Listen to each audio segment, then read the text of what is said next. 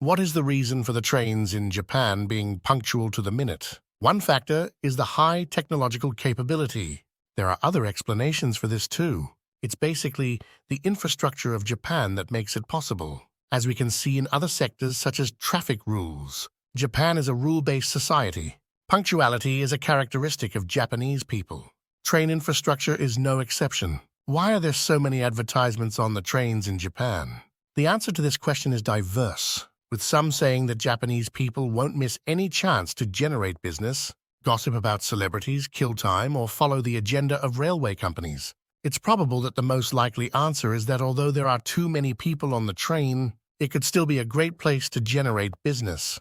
Thus, companies are approaching railway companies to promote their goods and services. Is talking on the phone allowed on Japan's trains?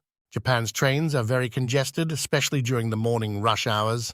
At times, it's not possible to take your phone out and talk. So following the good manners, it's highly recommended not to talk on the phone while traveling by train. But still, people sometimes answer their phones with short phrases like, "I'm on the train now, call you later." You will find the majority of Japanese people with their phones in their hands on the trains, though. In silent modes, they are using their phones for texting and web browsing.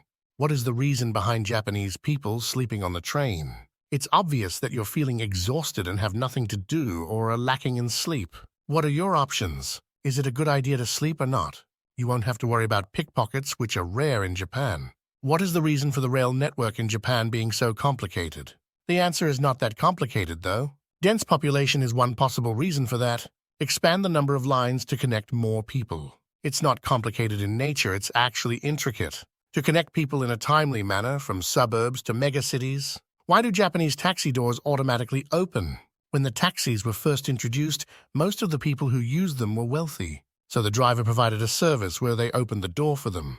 In order to prevent the taxi from stopping and becoming a traffic hazard, automatic taxi doors were developed in the late 1950s because the driver would have to get out and open the door every time. An automatic door operates by sensing a pedestrian and sending a signal to the control device, which moves the belt and pulley to open the door. After the sensor stops detecting any passers-by, the door will begin to close when the preset timer expires.